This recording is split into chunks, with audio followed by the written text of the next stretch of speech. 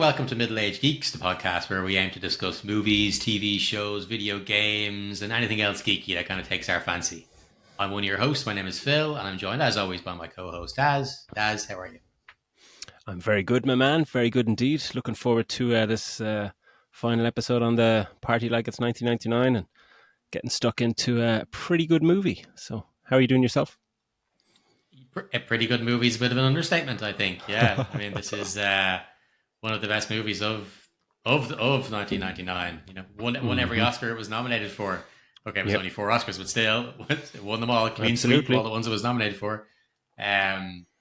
So no, I'm looking forward to getting into talking about this. I did want to give before we start to give a quick shout out to one of our younger listeners. So, quick shout out to Noah Halpin who watches us on YouTube. So Noah, I will do my best not to curse too much on this week's episode, but I do admit freely. Good fucking luck.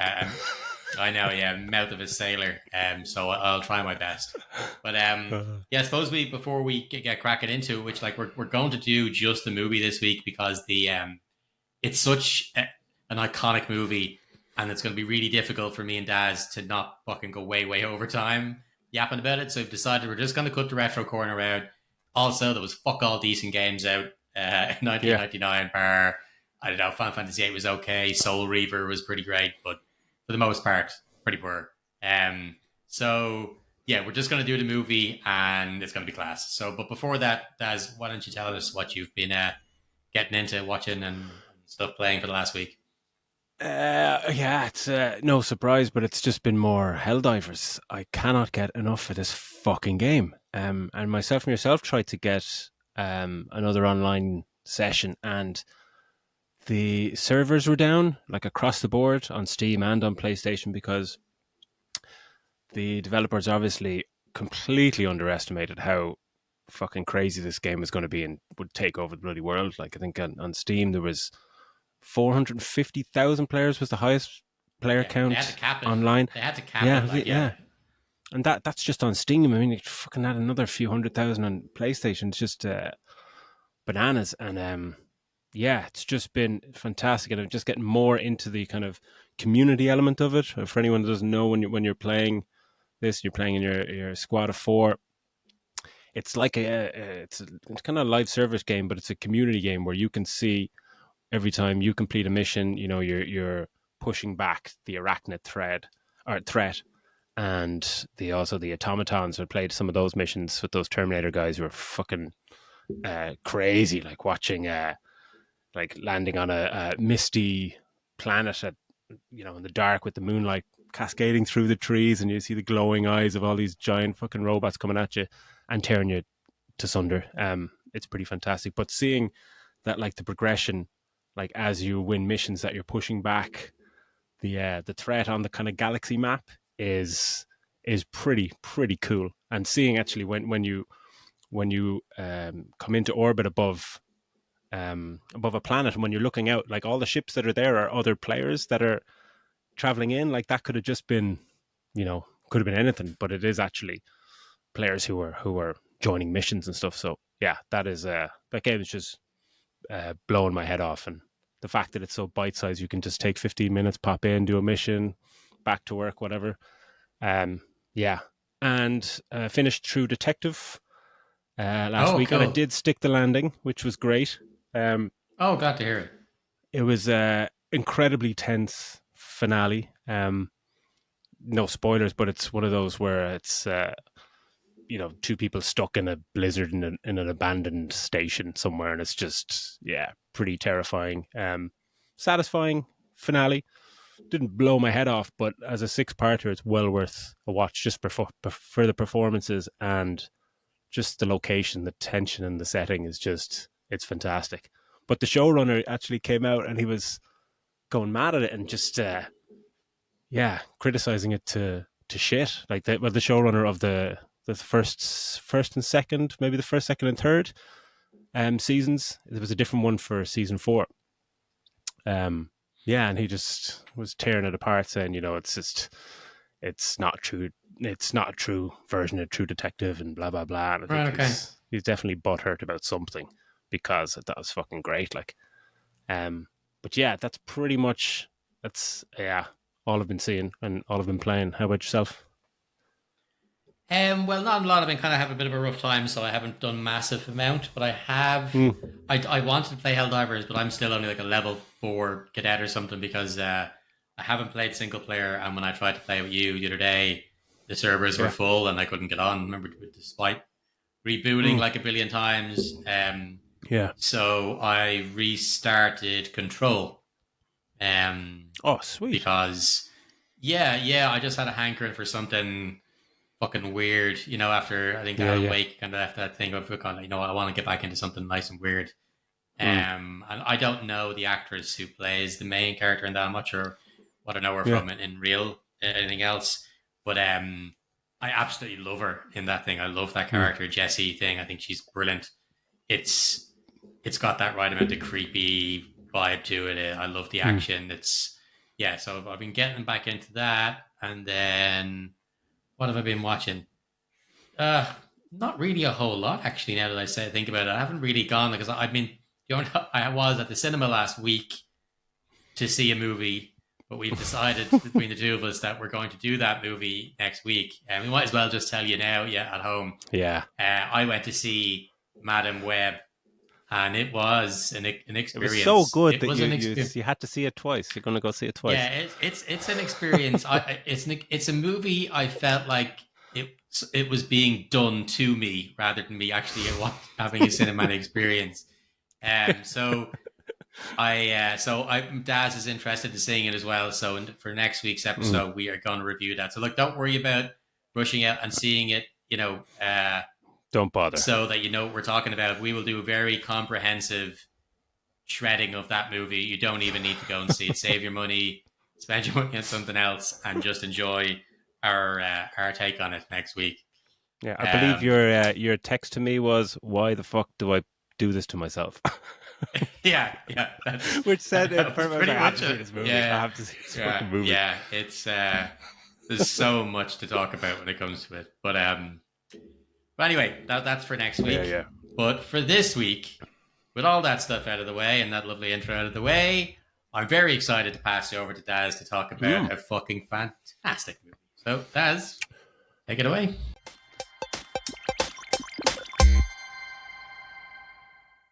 Oh yes, we're going to chat about Madam Web 2. No, we are chatting about. Imagine, Jesus. We're going to chat about The Matrix. When we decided to do this whole 1999 kind of 25th anniversary little mini series thing, straight away it's the movie that comes to mind. It's in my top 5 of all time.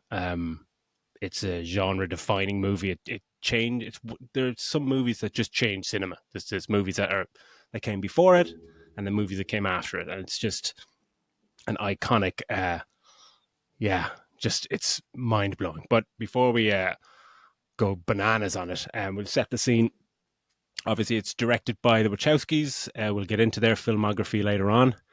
Um, but yeah, in 1999, they were the people, they were the directors to go to. Like they were astonishing. But released obviously 1999, a modest budget of 60-ish million, which was pretty spectacular for like the movie pretty much has like 15 to 20% of the movie is an entirely CGI, which is incredible for the time.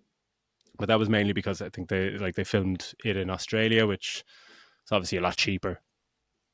But as you said, yeah, won all 4 categories, but it's like it was sound mixing, sound editing, but it won best editing as well, that's normally an award that is tied to best picture. 70-80% of the time you win best picture, it's best editing goes along with it.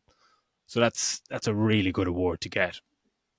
The Wachowskis had harbored their vision for like 5 or 6 years, working through reported like 13 or 14 drafts of the screenplay.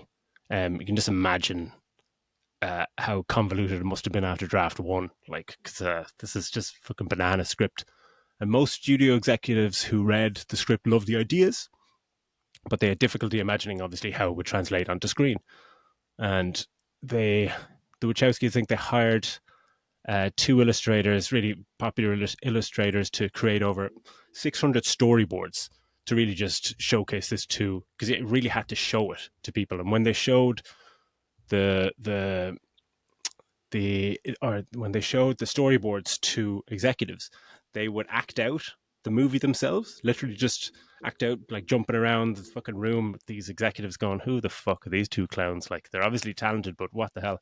But the whole problem was they wanted, the script was obviously hot property and everyone kind of wanted it, but their ballsy move was they wanted to direct it.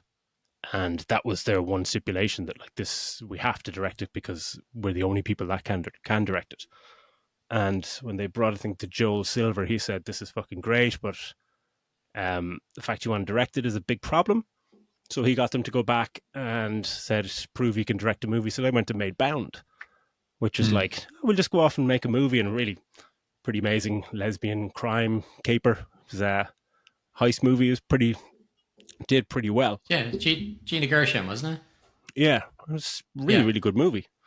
Yeah. Had a sex scene in there. It was probably one of the most paused sex scenes in history, I would imagine. But besides that, it was a very, very competent movie.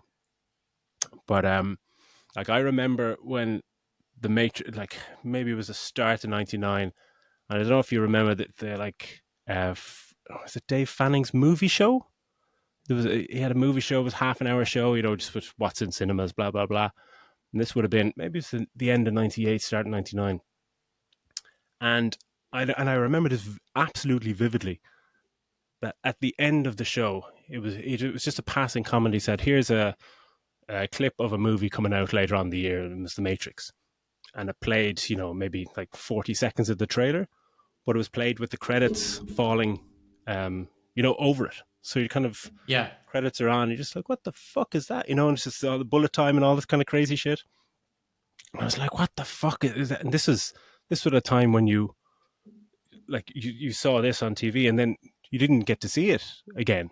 Just like, what the fuck was that? And there's nowhere to go and see it. You just had to wait for it to come out before a movie in the cinema. So that was my first time ever seeing it. So like, going into the movie, probably had seen the trailer once before, maybe in the cinema. So when you're going in, it's not like now where, if I love a movie, well, apart from now where they give everything away in the trailers, but I'd be watching the trailer, or back then, I'd be watching the trailer like 20, 30 fucking times. If you like the 300 trailer or something, you just watch it over and over and over and over and over again. So going into this, you were just pretty fucking green. Like, I remember being excited about it, but kind of, not really knowing what I was going to expect, because you'd seen a bit of the bullet time, but hadn't really grabbed you as such. And do you remember going into it? Were you prepped for it? Had you seen trailers? A little bit. Like, I remember one of the things for the campaign, there was like a number you could call. I vaguely remember it was like a number you could call in, and it was like a voice message. I think it was from like Morpheus or someone like that. You could call through, and it was just part of this trying to make a viral marketing campaign.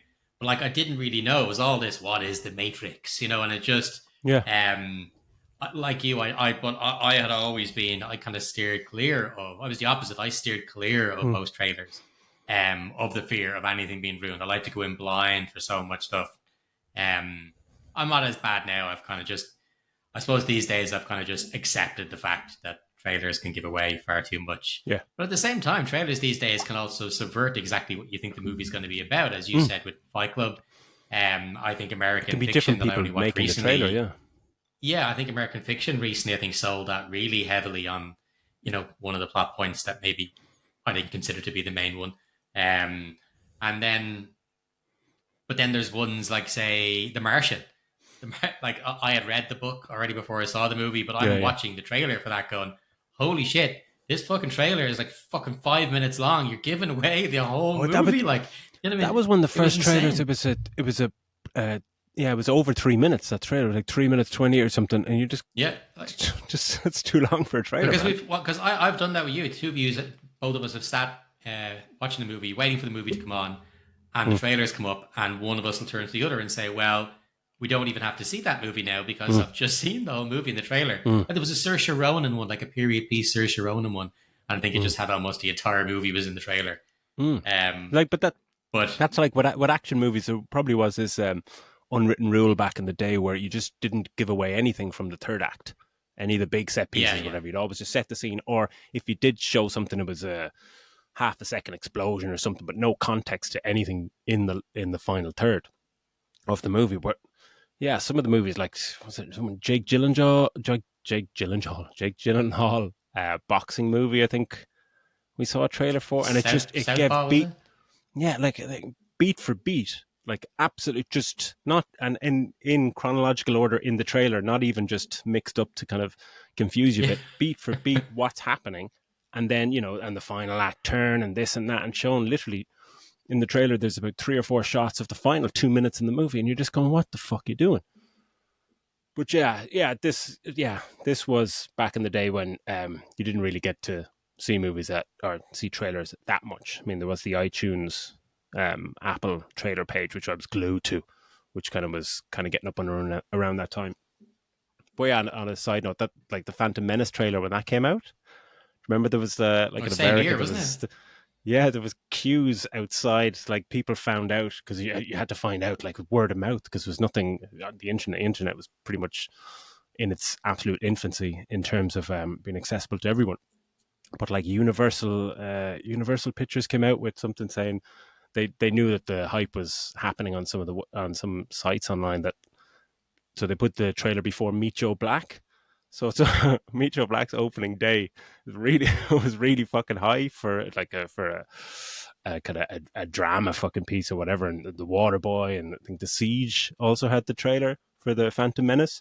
So people were fucking queuing for hours, getting to see these movies and then just leaving. And cinemas were still empty, but they were making some good fucking money. But but anyway, oh yeah, and a side note for this movie as well, the poster that was released before that, I remember having them in my kitchen, where it's just the four main characters with Cypher standing with their cool Matrix shit and their guns and this kind of blue fucking cool. It's just one of the best posters ever made. But yeah, before we get into the very start of it, there is a parallel version of this movie where Will Smith was Neo. We talked about that before. Val Kilmer was Morpheus, and Sandra Bullock was apparently Trinity. So we just let that So set in for a second. Sandra Bullock did. Sandra Bullock said no because she didn't want to work with Will Smith. I didn't even know they had beef.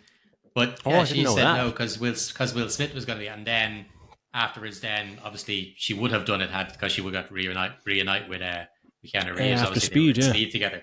But apparently, yeah, she didn't want to do it because it was Will Smith. But like some of the actors, like apparently, like Ewan McGregor turned it down Oh wow. to do Phantom Menace, obviously, which came out the same year. Mm.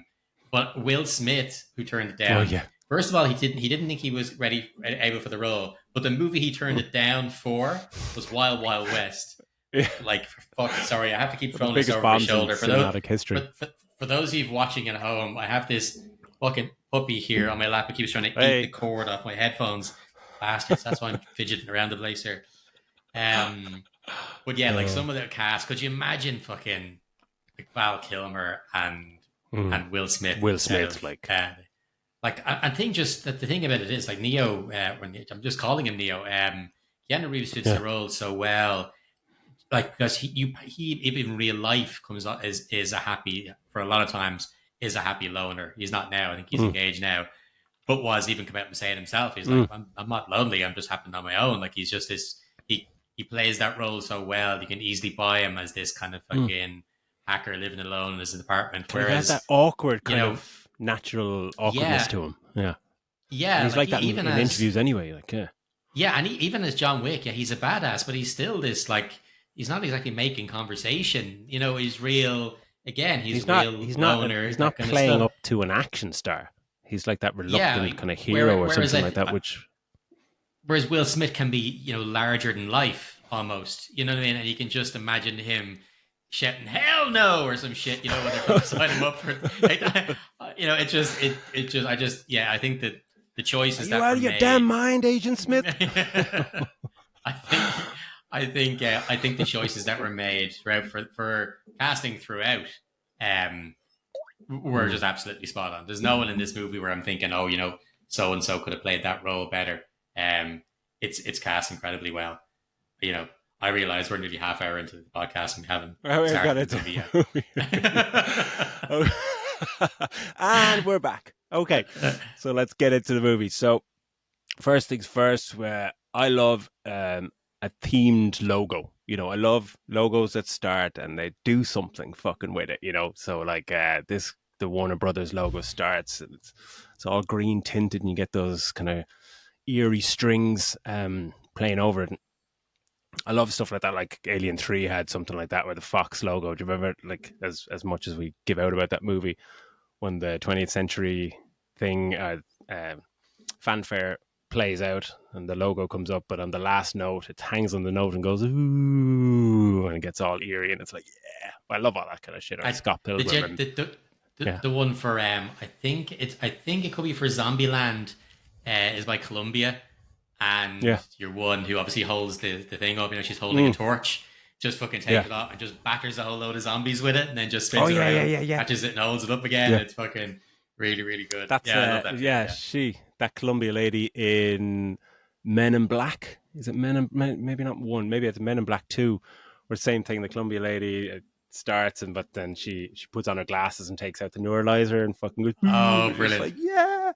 And Scott Pilgrim has a Universal logos in 8-bit graphics and 8-bit sound. You're just going, why they don't just spend a few grand Warner to do Brothers that? do it actually a lot.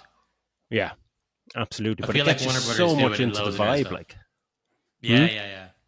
Warner Brothers, I feel, do that for loads of their movies. They allow that for, especially a lot of the DC stuff. They allow them to mess around with the Warner Brothers logo. Yeah, but then straight away, right, we're going to get into the movie, I promise, right now, where you get the iconic falling green Matrix kind of code, which became the most sought after screensaver in fucking living human history. Like when I got that on my screen in the office way back when, just like I was 10 feet tall, it's just like, check out my screen, guys. Oh, it's just fucking so cool. But I love the way in this we just go straight into a phone call between Trinity and Cypher, talking about the one. And obviously, in retrospect, it makes perfect sense what they're talking about. But at that time, you're straight in, and there's no context. You're just kind of thrust into a story that's kind of already in motion.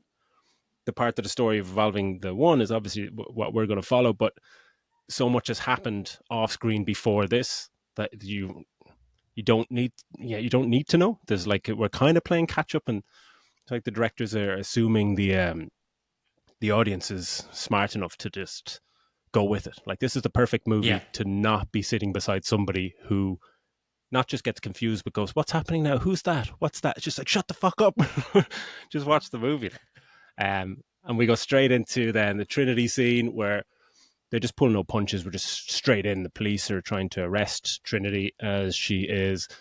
Like, we're not going to get into specifics about we'd imagine people have seen the fucking story. We're just kind of maybe go scene by scene, not scene by scene, but talk about specific scenes and have a little rant about them. Cool. But we get our first bullet time. We'll get into bullet time a bit later on, but we get our first bullet time where she jumps up in the air, kicks the officers, and that's one of those straight up holy fucking shit moments. It's just, you're straight in, you're about 3 minutes into the movie, and it's like, how the fuck did they do that? What the fuck is going on?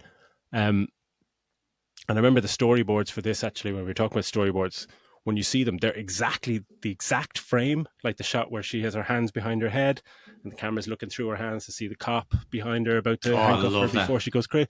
Amazing shot, but it's exactly like absolutely perfectly framed in the storyboard, which is fucking amazing. But we got it. Obviously, she gets away from this, and we're introduced then to the agents who chase her over the rooftops. Trinity narrowly escapes with a badass jump through a window. We have no idea how she's doing all this, and the agents are fucking obviously these superhuman guys. And at this point, it just feels like it's just, I remember just feeling like just so out of breath watching it. It reminded me of like watching Mad Max, Fury Road or something, where you can't catch your breath. You can't, there's no moment to kind of go, what's going on? you're just breakneck speed. And the fact that we've jumped in the middle of a narrative just adds to that, where Trinity's getting away, agents are chasing after her, and she gets to the phone box, and the agent is in that dumper truck or whatever, and just plows into the fucking phone box. And the agents come around, and they're just chatting as if she's escaped, and just like, how the fuck she escaped? She got through the phone. What the fuck is going on? And that's the end of our literally opening segment. What are your thoughts on watching that again? Well, obviously seen it a billion times, so I know exactly what the thing is. But yeah, watching it the first time, like you said, it's just fucking shitloads. It's just questions. It's just, okay, how the fuck is she able to jump over that fucking roof? And how is the guy able to jump over the same roof? How is she able to Superman across through that goddamn window? Yeah. And why, when? Because there's that pause before she runs for the phone box. It's the phone, the phone guns, is ringing. Yeah, and the phone is ringing. And the fucking dump truck spins around and it revs its engine. And she's looking as if, can I make it to the phone box before he hits it? And you're like, why the fuck would you want to just run the other direction? Like he's got a truck, and then like, as you said, he runs, hits it, he gets it, the agents come along and say, she's after getting out, the informant is real. And you're like, hey, we got out of where? Got out. And it's just great. Like you said, it starts off with just so many questions, and it's not a case of too much confusion where you're like, oh, I'm going to be lost here. It leaves you of, I cannot wait to find out what this means. That's the kind of exactly. And rewatching it, I love that grimy feel that they have to everything when you're in the Matrix. That kind of, they use that kind of green hue, green tint, the lens. Everything has the green tint and everything throughout. While they're in the Matrix, and it still looks class. Like it's fucking 25 years later, and I love still looks that look so good. Yeah, it does. It kind of reminds me of The Crow. Did you ever watch The Crow? Brandon Lee's The Crow. It has that kind of real vibe to it, that dirty, gritty kind of the city's lived in, but you don't really see too many other people, and it's an excellent opening scene. Really is. Yeah, it's so true. Yeah, it's when you get people who are really good at set design. That's just like it's a simple. Even the shot where she jumps through the window and tumbles down the stairs. There's that lovely little beat where she gets up and she's just pointing two guns up the stairs at the window, expecting, is the agent going to come after her? And she's like, just get up, Trinity, get up. And straight away you're with her and you're just going, what the fuck? Why is she so? You can dive through fucking windows across buildings. Why are you scared of these guys? But then we travel through the part of the phone that she has vacated, and we are introduced to Neo asleep at his computer, and someone contacts him on his screen saying, wake up, Neo. And then we get that text, the Matrix has you. It's just like, oh, here we go. Like, what the fuck are they talking about? And he's, there's little cues to like follow the white rabbit. And one of his customers comes to the door and tells him he needs to unplug, and do you want to come to the club with us? And one of his girlfriend, while she's hugging him, has a white rabbit on her shoulder, tattoo. And straight away, the introduction to Neo here is, like we say, it's perfect. He's minimal lines of dialogue, but what he does with them are really fucking good. And that's the best thing about this movie, is just keep what he has to say at a very minimum, but enough so he can deliver enough weight to it. And he totally sells the whole hacker and the whole what the fuck, literally, because it's not so much demanding in terms of dialogue, but it's demanding in terms of you have to believably convey this maddening scenario where your computer is talking to you, and telling you to follow a white rabbit. And yeah, he follows White Rabbit. He goes to the nightclub, and this, we're going to say this a lot, and this is one of the best scenes in the movie. There's 150 fucking best scenes in the movie, but it's the dialogue where he meets Trinity at the nightclub, and it's the first thing, just watching it again a few nights ago with this in mind, where you're just really thinking how clever the script is and how it doesn't hold your hand. As we were saying, it just goes straight into it. Like, she's just chatting to him, and there's no exposition dumps that you would normally get in a voiceover at the start of a movie or something like that. They just go, fuck it, no, just keep up with us. And she's talking to him, and she's telling him about, the question, like I knew the question. It's the question that drives us. It's the question that brought you here. I remember watching it, just going, what? Like, what? But in Thrall, just like, what's the question, Trinity? What's the question? And he's like, what is the Matrix? And that was the whole thing behind the website, wasn't it? It was just like, what is the Matrix.com? And that whole fucking mystique around it. And this is like, we're fucking 10 minutes into this thing and fully embedded into this enthralling story that I don't really know what the fuck is going on. But the questions, the confusion, the wonder, we're fully invested in it, not knowing what's going on. But the beauty of it is you're not supposed to know what's going on. You just trust the filmmakers are going to tell you what you need to know when you need to know it. And then we're into Neo at work, and this is the flip phone. Remember remember all the shit about the flip phones? Yeah, Just wanted one of these phones. It's just like, do they exist? We just clicked you might have one. Yeah. Did he? Oh, fuck off. Yeah. Never guy Steven around the corner from us, he had one. So fucking cool. Like the thing that it was a flip down that came down. What did they nicknamed them banana phones because of the fucking shape of it. But it was fucking pointless. There was no need for this thing to stay. It was just other than to make it look cool. There's no need for that fucking slide out thing. Yeah. Yeah. That's fantastic. But Neo at work, and Morpheus gets in contact with him on this cool click phone, banana phone, let's call it. And there's a lovely sequence where he tries to guide him to get out of his work as the agents are coming, and it's just beautifully shot. It's beautifully choreographed. The fucking camera movements here, it's planned meticulously within an inch of its life. It's just so fucking great. And Neo obviously chickens out of scaling the side of the building, which is what he's been instructed to do. And then we get to the interrogation scene, and this is again the next best scene in the movie. This scene, as casting it doesn't get mentioned enough.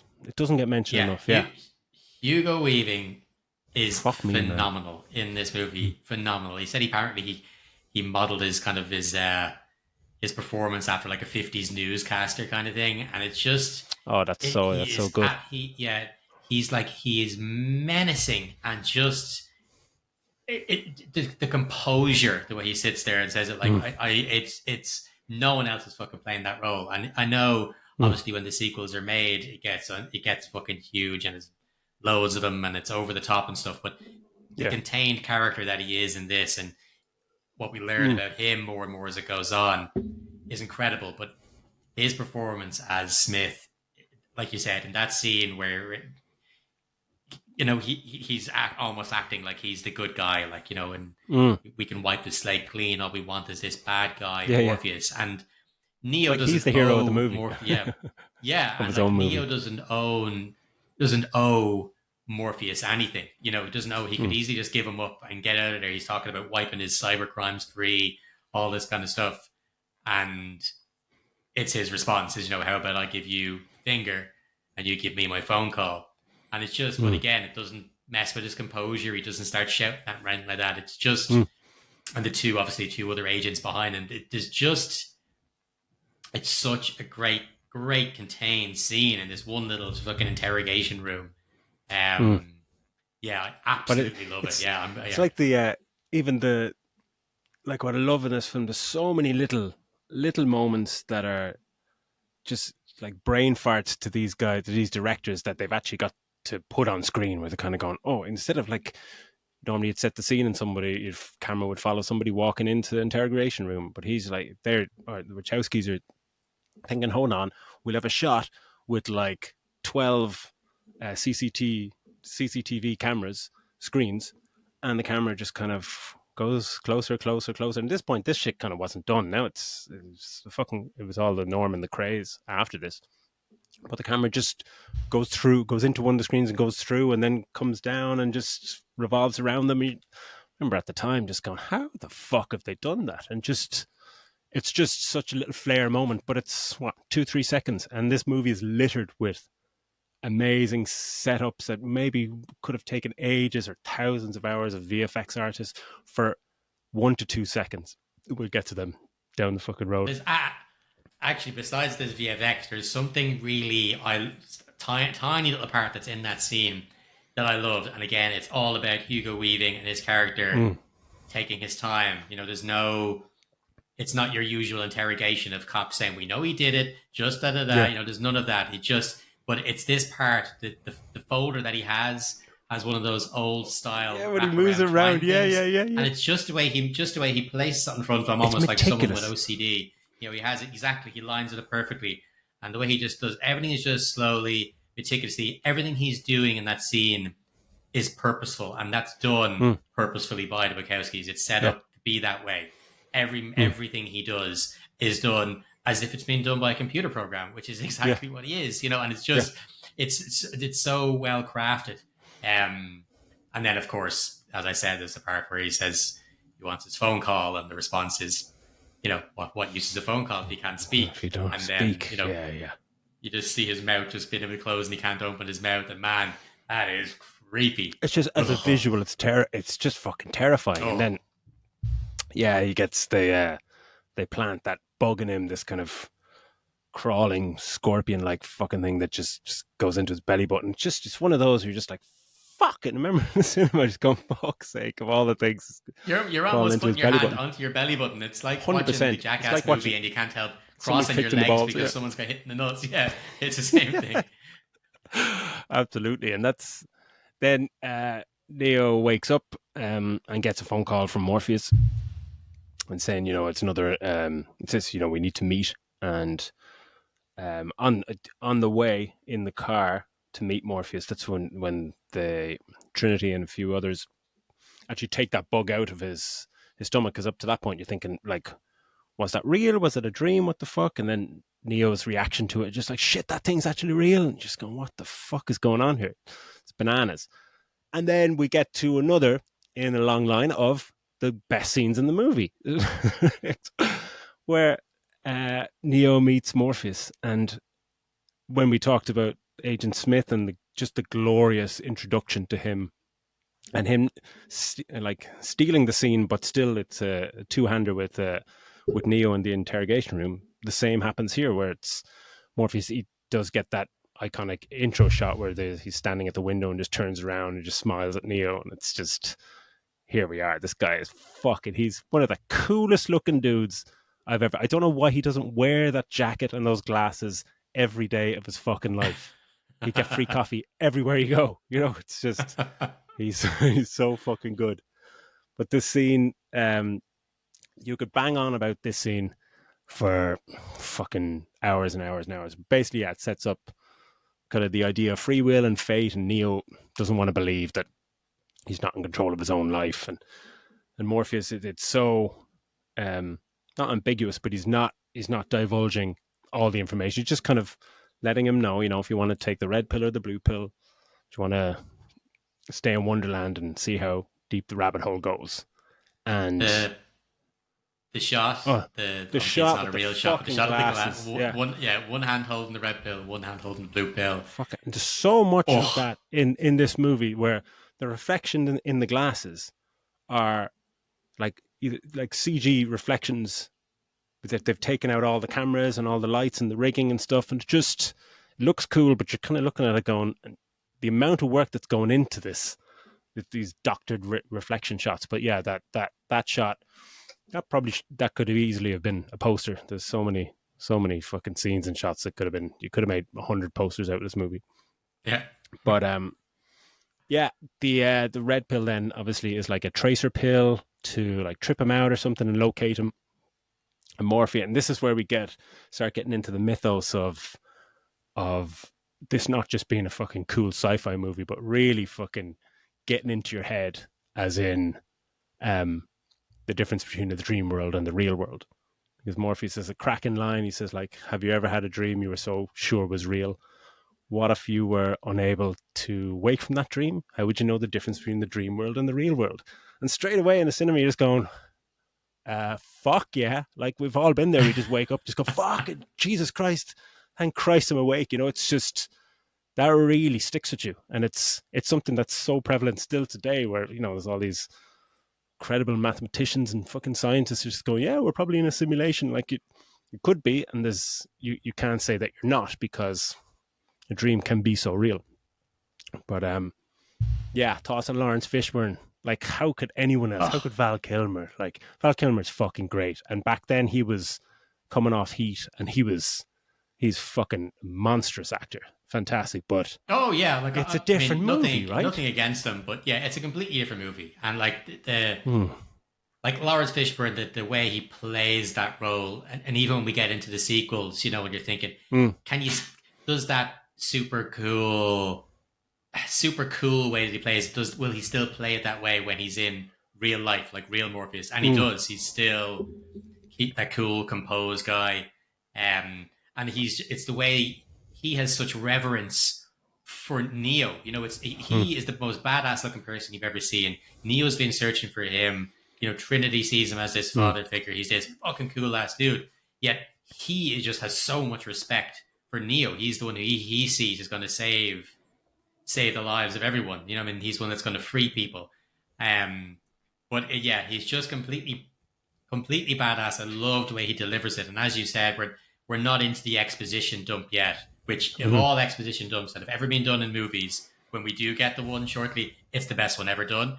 But yeah, he just gives them enough to say like it's no one can be told what the Matrix Yeah. is. They have to experience it. See for yourself. Yeah. Um, yeah, and obviously, yeah, he takes the pill, and when he wakes up, then he's aboard the ship, and we see Morpheus what he looks like really, and everybody's all And in what a ship it rags and shit. is. The Nebuchadnezzar, yeah, Yeah, yeah, yeah, yeah. fucking badass name, badass looking ship, filthy, but yeah, so Yeah, so yeah, but cool. so fucking real. But yeah, like the imagery around him, Neo waking up in the pod and being rescued and seeing all the fucking hundreds of thousands of pods around him, and obviously all of people in them. And at that moment you're kind of going, right, okay, this is really fucking interesting and dark, and what the fuck is going on here? And it's one of those moments where Thomas Anderson dies, Neo is born, and all that. And when he comes out of his first thing he sees is Morpheus saying, "Welcome to the real world." And you're just like, "Oh, here we fucking go!" And you're on the ship, and it's fantastic. But there's so many fantastic quotes, but there's like little throwaway quotes with well, not throwaway quote, but he's just Neo's going, he's lying on the table and getting worked on because he's never used his muscles before. And he says, why do my eyes hurt? He's just like, what Morpheus tells him, you've Because never you never used them use them. before. And you're just going, fuck, wow, oh, yeah, what the fuck is happening? But yeah, the ship is so fucking brilliant. It's like that we kind of love that contemporary technology with that retro kind of feel, retro fashion. Yeah, Um, and it's glorious. All they don't. I mean, they said in the production design, like they didn't. There was no hiding any of wires and cables needed to do anything. They said like just expose fucking everything. It's yeah, because we find out they're in, as Morpheus says, another beautiful thing where they don't even know exactly what year it is. He's like, we think it's around 2199, and you're just going fucking hell. Here we go. But yeah, they this is when we get our exposition dump, which is Neo sits in his chair and gets that lovely first moment with the little fucking stab into the back of the head with your little pile driver little thing. It says this will feel a little weird. I remember that shot when just like whoosh, just pins it into his head and just yeah, like, oh my Christ, here we go.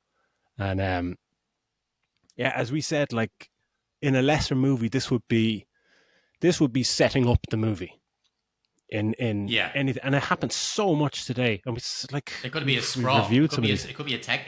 It could be a text scroll at the start of a Yeah, movie. You know what I mean? that's my pet hate when people do a text fucking intro. Here's the world, you know, as it was, blah blah blah, and apart from Star Wars and stuff like that. But yeah, but here it's filmed and shot with such ingenuity. It's not just a voiceover or flashbacks or something like that. It's fantastic shot after fantastic shot. We start with the construct, and it's like the infinity white kind of background, and two of them just chatting, Morpheus and Neo, and the lovely lines like this is like more, or is it Neo asking like, is this real? And he's, this is your What is mental real? projection of your digital self. What is real? If you're talking about what you can feel and touch and taste, real is just electrical signals interpreted by your fucking brain. And you just, again, still watching it again for the fucking thousandth time, you're just going, this is so fucking smart. Like, we talked about before at the time, but fuck me, like this thing is just fucking bananas. But Morpheus tells him, yeah, and again, AI is brought into it. And just, that's always relevant. Yeah, fucking More so AI, man. today, and it'll be more so Terrifying. tomorrow. Than It's so We'll fucking have to do an terrifying. episode on. We'll have to do an episode on AI, man, because it's fucking scary as shit. Like, Did you?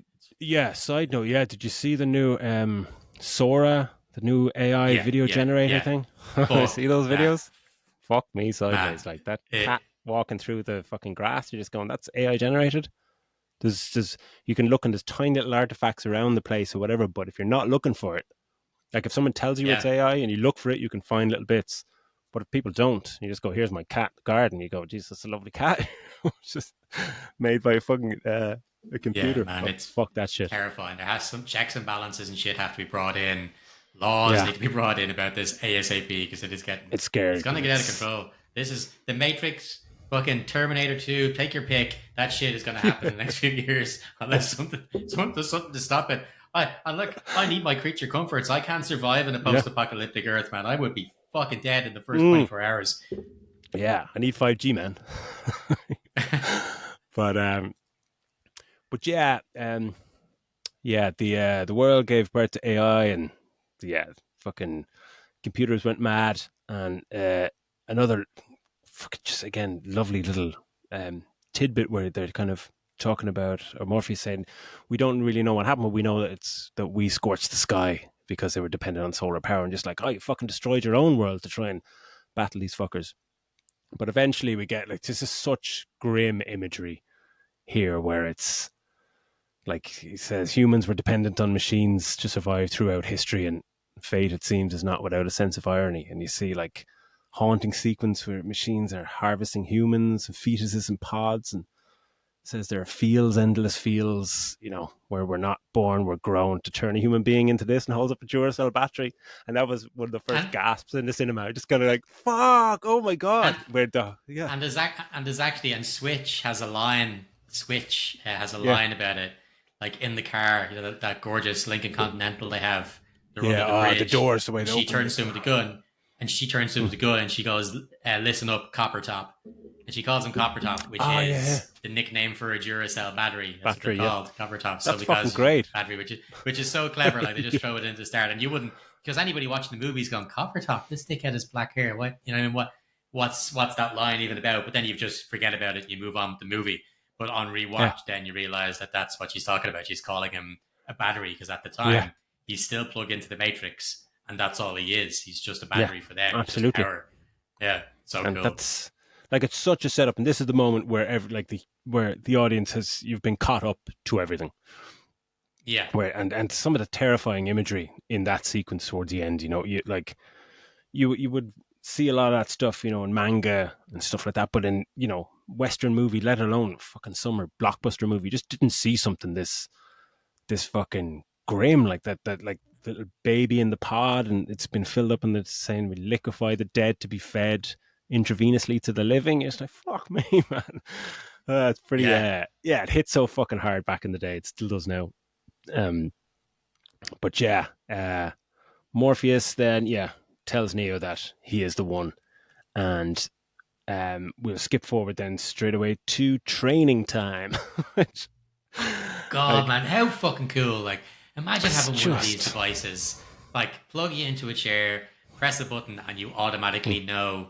You automatically know. Like, obviously, he teaches them a bunch of martial arts shit, mm, but like, wouldn't I mean, obviously, it would make human life, college, learning anything absolutely pointless if you could just learn it all yeah, by the click of a tap the button. button. But it's just like, God, that'd be so fucking handy. Like, I mean, Mm, it's just incredible. And that scene where he sits him in and Tank says, okay, we're supposed to do all these programs, but they're major yeah, boring yeah, shit. Let's start with some combat training.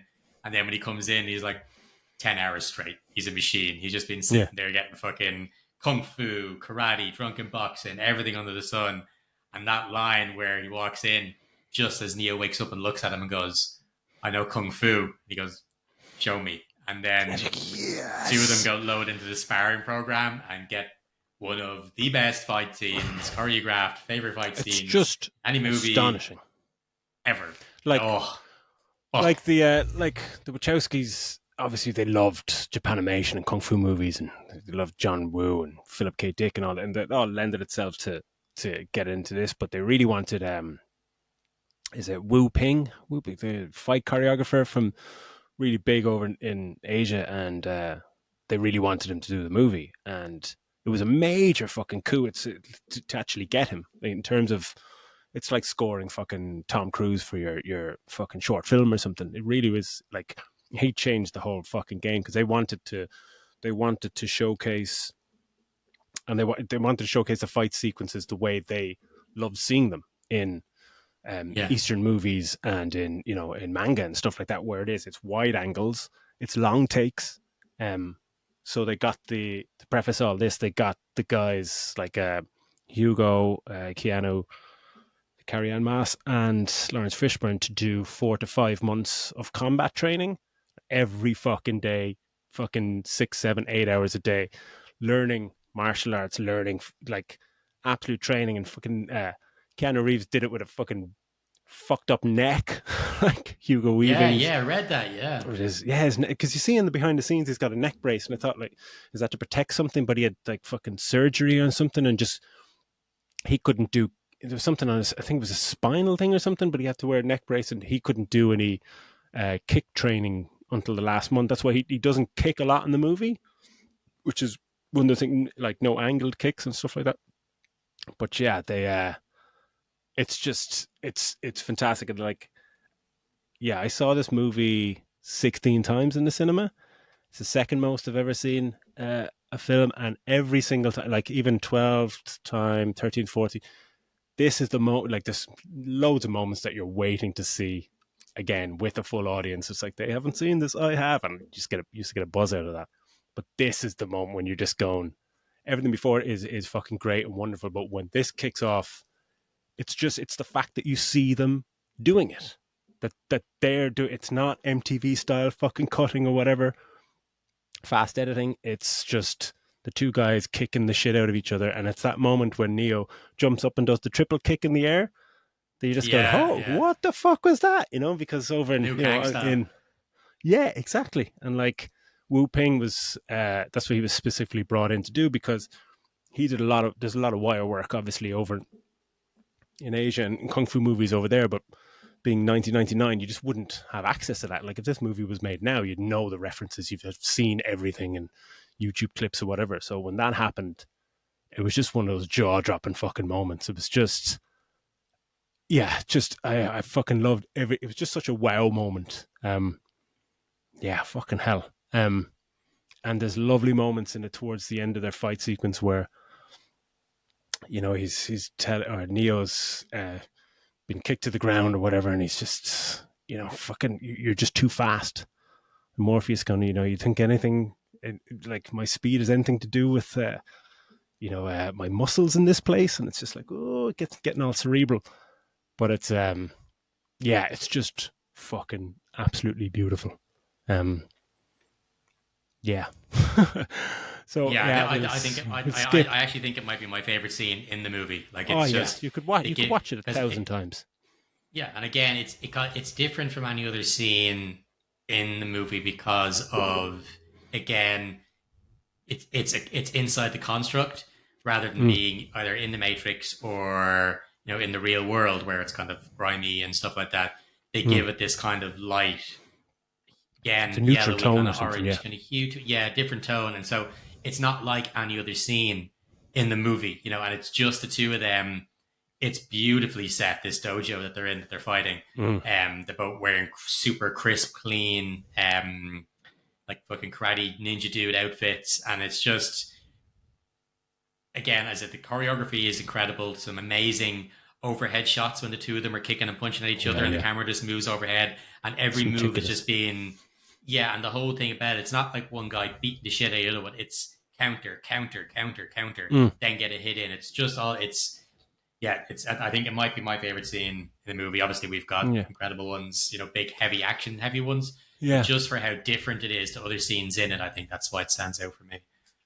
and it's one of those where it's not just played for show. You know he's learned kung fu. You're obviously going to showcase it, but it while they're showcasing their fucking amazing kung fu and the director showcasing, as you were saying, some of their fantastic camera work. But there's great story beats that are integral to the movie played out in that, or told Yeah, too. That rules can be bent and broken, and physical limitations are not a factor in the Matrix and all this kind of stuff. And on that note, I think we'll dive into Keanu now at the moment, because Keanu Reeves he gets a lot of stick, a lot of shit. This is before the absolute fucking action god he is now.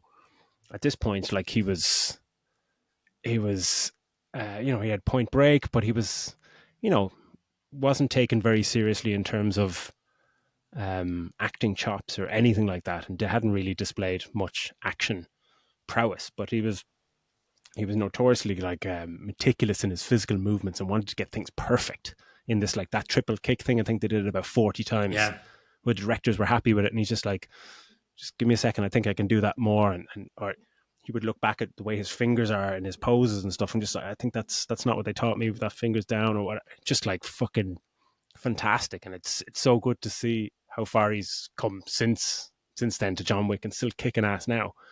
And Keanu's probably the best thing in the sequels, which we'll probably get to in a little bit.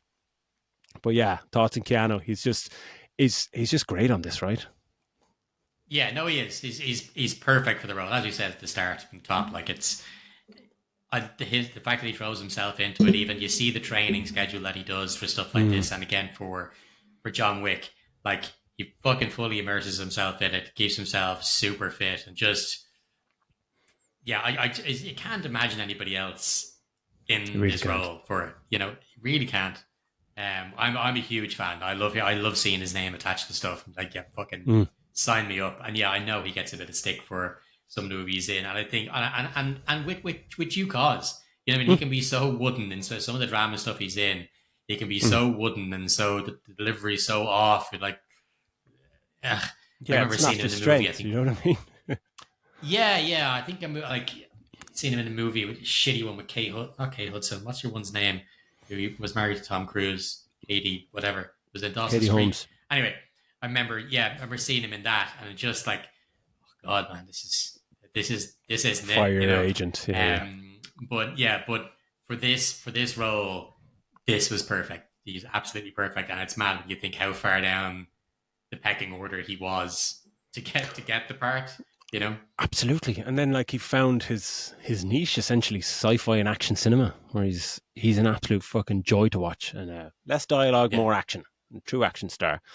But yeah, we skip forward. Well, we go into like the jump program, and they do just like I'm trying to skip forward, but then straight away you have that transition when they're in the dojo, and it's just again a 2 second shot where you could just cut to them on the top of the building doing the jump training, but it's them, the camera looking down above them and the ground just fucking shooting away below them and then coming back up, and then that's the transition into there. It's just, yeah, blows my fucking mind. But hilarious moments where, yeah, Keanu plummets to the ground. And again, good story beat where it's like you can be hurt in the Matrix, which just adds that extra gravitas to everything. But you touched on the cinematography of the and the color scheme of that, yeah, the kind of construct or the training programs where they do have that neutral stuff. And this is one of those movies where you see it a lot now, and this was by no means the first to do it, but it was so very obvious in their planning, where the Matrix obviously has that obvious green tint, and the real world has that kind of blue tint desaturated, and all those training programs have the neutral tint, and it's just simple fucking design, but it's works so well. And Bill Poop, Bill Pope, the cinematographer I'm leaving that is in. fantastic. Yeah, yeah, absolutely. Bill Poopy. um, yeah, we fly there. We get the woman in the red dress sequence where that fucking banging tune, Robert D. Club to Death, was just Yeah, yeah, yeah. I think I played that, yeah, at home for about fucking 6 months. Um, and yeah, great sequences where you getting where they're just he sets up the agents, and there's just these lovely fucking. It just takes a line or two to convey the actual dread of these guys. Where just like I've seen people unload entire clips at these people, and he says anyone that's fought them has died, and it's So you're saying I can dodge bullets, and it's like when you're ready, you won't have to, and you're like, yeah, bring it on, Love that. and that's fucking great. But then we touch into a Sentinel attack, and I know you're a big fan of the fucking Sentinels and the design and all that real world stuff. Yeah. Yeah, this Yeah, I love Sentinels, those the things. This kind of octopus like. Yeah, they call them squiddies. That's what they actually call them. Yeah, That's yeah, the nickname for them. But yeah, I love the creature design in this. That everything has a real insectoid kind of vibe to it. Even mm, that kind of thing that comes up that releases him from the pod that he's in. It yeah, has all these tiny little arms, like it looks like a scarab beetle kind of mm, thing. And the sentinels, when they, later on, you see they have tiny little insect arms on them as well. Like yeah, yeah, all the machine world stuff is very insectoid like, which adds kind of an extra creepy kind of layer to it, especially for mm. me because I'm fucking terrified of insects. But it's no, I love to look at them, and it's another again. It's a small little exposition dump he talks about, but we have an EMP on the ship. We'll Mm, turn all the power off, and if these things get close, we'll do it. And then cars have all the power turned off, and they stay quiet. The mm. insectoid thing doesn't pick them up, the squiddy, and off it goes. But it's a little bit of foreshadowing. We have an Yeah, it's EMP. This is what brilliantly the done. EMP does. But it's done really, really short. They just explain why they have it, and it's their only weapon that we have against the machines in the real world and stuff. And Mm, it's just a small little thing. Again, every bit of exposition that's done in this is done really purposely, really, mm. really well, and doesn't leave you going, "Oh, I could have figured that out myself," You're or just like, oh, they're that going to wasn't have to do needed. an It's EMP later on. Here we go. Yeah, yeah, yeah. it's Yeah, expertly, meticulously crafted into the script, where it's yeah, 100%. never very alarmingly blatant. Like, why did that person say that? But yeah, moving on, we get a lovely scene with Agent Smith and Cypher, Joe Pantaleone, where he makes a deal with Smith to give up Morpheus because he has access codes to Zion. And yeah, Cypher's fucking brilliant in this. He gets his comeuppance later on, but I love him. We saw him in Comic-Con and stuff, and he's a fucking, Yeah, yeah. What he's a good cool. dude. Like, Yeah, he's so cool. Really good dude. Just tells it straight. Really nice guy. Then we go to Morpheus taking Neo to meet the Oracle, and beginning of this sequence, actually, like this might be my favorite shot in the entire movie. There are a lot of favorite sequence. Let's say the beginning of the sequence it's an underrated marvel of design, shot design, and editing, where it's the shot over. Like an overhead shot rotating around all their seats as they sit into their seats to be ready to be plugged into the matrix, and that's intercut with a shot revolving around a classic black old rotary phone, banging tune, obviously fucking kicking in the background. But we match cut back and forth to the overhead shot going over each person, cutting back to the rotating shot of the phone, and it ends with the camera revolving around to the front of the phone, revealing all the group are standing out of focus in the background, all decked out in their awesome Matrix fucking leather attire. And it's just yeah, Morpheus approaches the phone, answers it, and goes, "We're in." And you're just like, fucking yes. It's just so fucking, it's cool. It's just so yeah. It's fucking cool. slick as shit, man. It's just, and that's it. 25 years later, you still don't, that like, that's the coolest shit I've seen this week. 25-year-old movie. But yeah, note on the costume design. When I saw this movie, I went straight out and bought a trench coat, whether it fit me or not. I didn't care. I thought I was the coolest fucker in the world. Um, I know I look like an absolute dork when I look back at photos, but it didn't matter. It's sunny outside, just like might as well bring the trench coat. It just made me feel so fucking cool. You didn't have one, did you? Did you get one? I got Why one didn't we all have eventually. No, one? I didn't get it. Yeah, I didn't get a leather one now. Oh no, I don't no, think any. I don't think no, anybody. I don't think any of us no, went out and got a couldn't pull leather off one. that. No, I Just couldn't pull it any off. black Oh trench no, coat. It's no. fucking phenomenal. I don't know. I don't know. If I walked out now in a fucking black trench coat, people are probably could probably be arrested. There's some weirdo walking around. There's some middle-aged man walking around the trench coat around the area. I'd probably end up getting arrested. Oh, that's No, I so didn't. I fucking just had a funny. regular one, which worked out fine. I had to wear a fucking shirt and tie to work, so the long coat worked out. It suited us fine.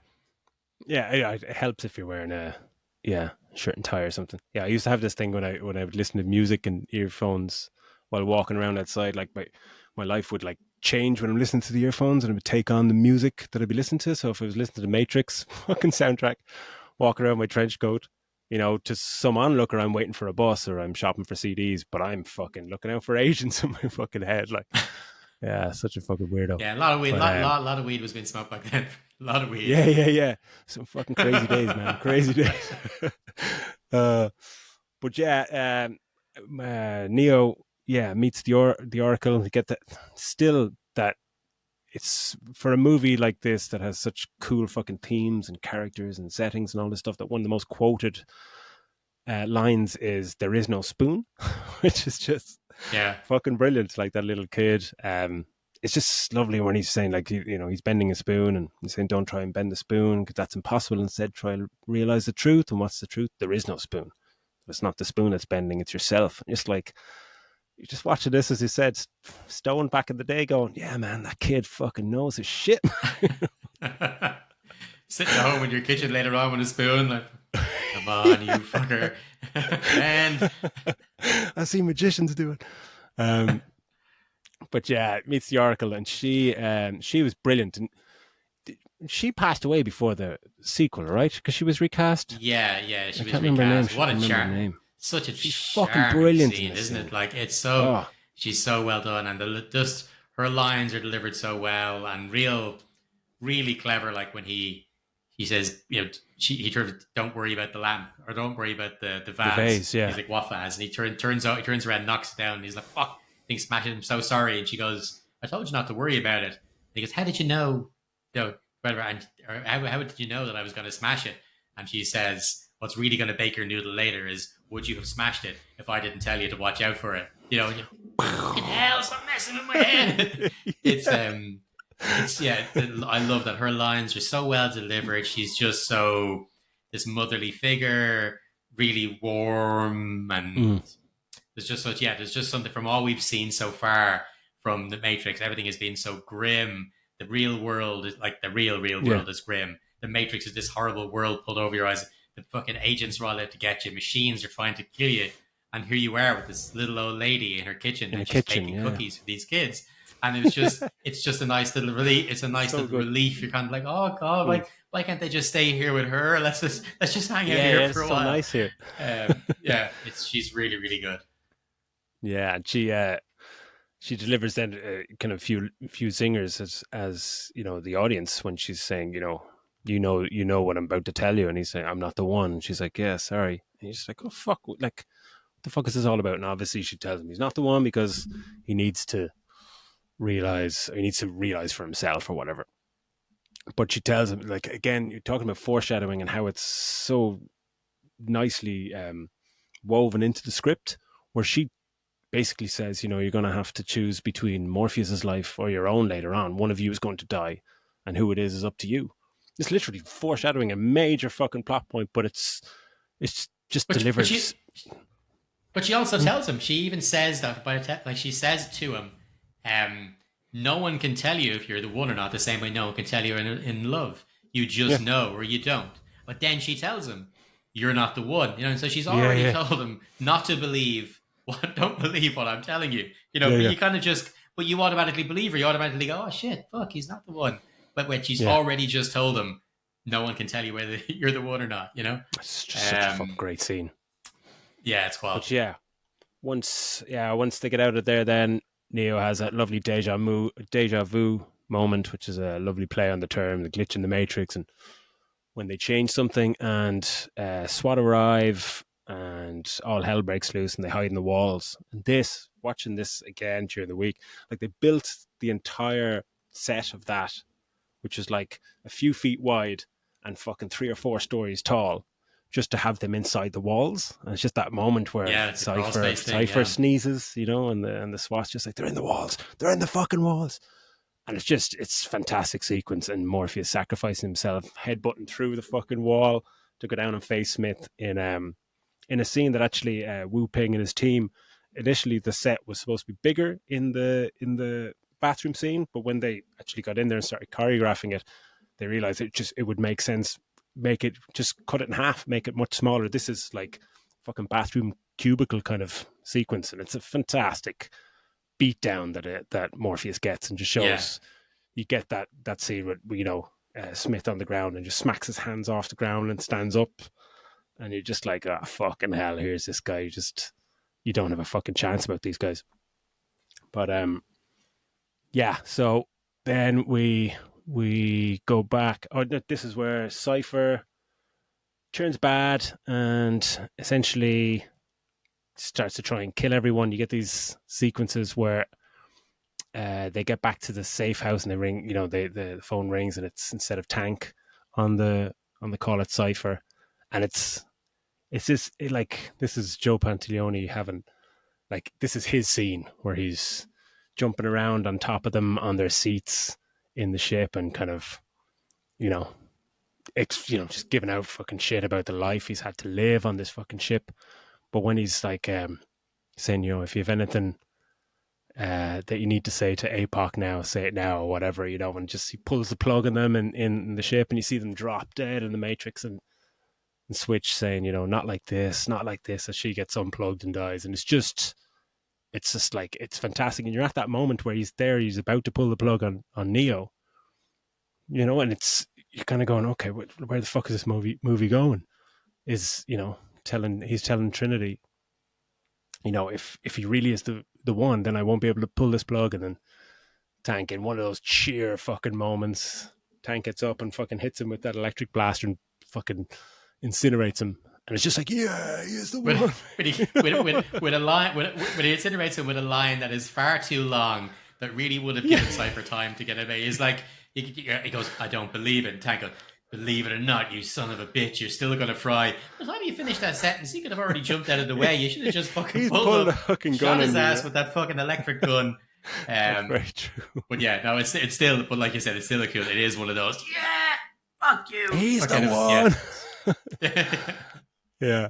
And skipping forward, then Morphe's been captured, and this is the next best sequence in the fucking movie. This is the best dialogue in the movie for me. It's the interrogation with Smith and Morpheus.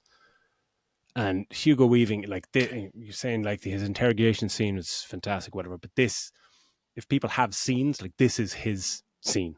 He's talking to Morpheus. But what's amazing is the contrast. It's the contrast between his initial interrogation, where there's no desperation, there's no end to that. It's just cool. Now he's becoming more human or something. And and now there's something. And the contrast between his interrogation of Neo and his interrogation of Morpheus, the contrast, they couldn't be any more different. He's the composure is completely gone. Even his other agents see it. It's a fantastic scene. Dialogue, he's just incredible, exceptional. Like when he's talking about, that now it's their time. The future is our world. The future is our time. But his anecdote about humans not being mammals, since they don't develop an equilibrium with their surrounding environment, and he says they just multiply and consume everything they can and move on to the next place and do the same. And he's just like, there's a name for something like that, and it's a virus. And he's like, the human beings are a cancer of this planet, and when we are the cure. And you're kind of going, can't really fucking argue with the devil. It's just so believable from his point of view. You're just going, all right, okay, but that's but then we cut back, and Neo, Tank is about to pull the plug on Neo because he has the codes to Zion, the last city. So they're just going to have to kill him. And that's, Neo has this kind of eureka moment. And he's just like, this, the Oracle told me about this, that, I'd have to make a choice. So he decides to go back in. And this starts then the best final act of a movie known to fucking man, where it's just guns, lots of fucking guns. It's one of the, like, you could get away with a movie without, I don't know how much it costs to do this little sequence where they're in the construct and they both walk together, or just when they get the guns, and just like guns, lots of guns, and they just walk into the construct, and then the ray of guns, um, aisles and aisles of guns pass by them, and stop, and they just take their pick, and it's a perfect setup because it's a little precursor scene to the lobby. It's just like, here we go, blah blah blah, and then it cuts to Neo's shoes or boots walking into the lobby scene, and that music starts. And again, this is one of those moments on multiple viewings in a cinema where I'd be fucking twitching, just going, "Oh, I can't wait for people to fucking see the scene!" Like, it's just one of the most iconic action set pieces I've ever seen.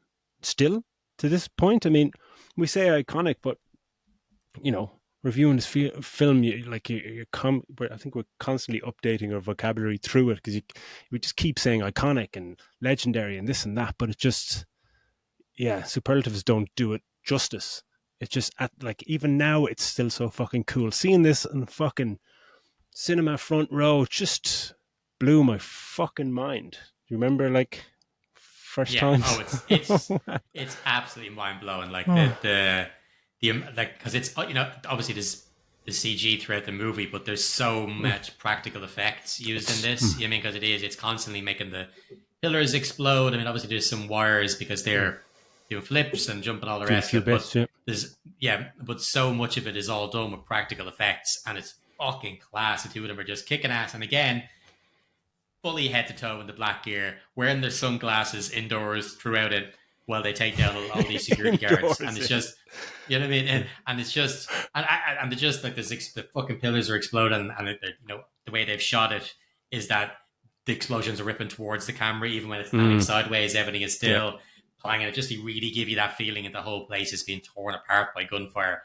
And it's so slick and choreographed. Like Trinity does one part where she runs and does a run up the wall and then does a flip in the air and lands and it's unnecessary but fucking awesome. Like, you could have just stuck that in the way, but that's way cooler. You're putting yourself in the line of fire, but it's okay. I'm going to climb up the wall. It ranks as one of the best action set pieces ever filmed. And because it's meticulously shot and choreographed, as we were saying, but it's just so fucking cool. And come back to that so often in this movie. Because I think his stuntman as well, like his stuntman was your man Chad Stahelski, who ended up directing. Who ended up directing thing, wasn't he? He was Neo's stuntman in this, or directed him then in John Wick, which is really, really cool. But yeah, it's an incredible scene, and it's funny because throughout the whole thing, they're wearing sunglasses throughout that whole scene, flips, all that kind of stuff. But when they finally get to the roof, they don't wear sunglasses the rest of it. Him and Neo and Trinity both take their sunglasses off and don't wear them for the rest of the movie. It's like, hang on, you wear them the whole time you get indoors. The minute it's outdoors, we don't need these bad boys anymore. But yeah, like when they blow out the lobby, man, it's fucking savage looking still, that explosion. And it still looks great. But it's one of those beautiful things where you kind of, like, we're obviously talking about iconic shots and all this kind of stuff, Trinity's run and use cartwheel, but there's it's these 2-second shots that there's such fantastic setups where you just have the shot behind Neo, low down at his shoes when there's just bullets raining down all around him. And it's 2 or 3 second, maybe 2-second shot, and it's just it's absolutely phenomenal. But that final shot when they get into the elevator and it closes, and a bit of the pillar falls to the ground. Yeah, and they just kept that in. It wasn't scripted. Yeah, it wasn't scripted. They just kept it in. You'd love to see footage of people behind the camera going, "Fucking yes!" What a great idea. Cool. But like Trinity really starts to come into her own here. Really sets up their double act as coolest fucking couples in movie fucking history. Like she was saying when she saw the first cut of this, it was the first time she had seen herself in a proper movie. And you're going, that's a pretty high bar at that point, just going, oh, fucking hell.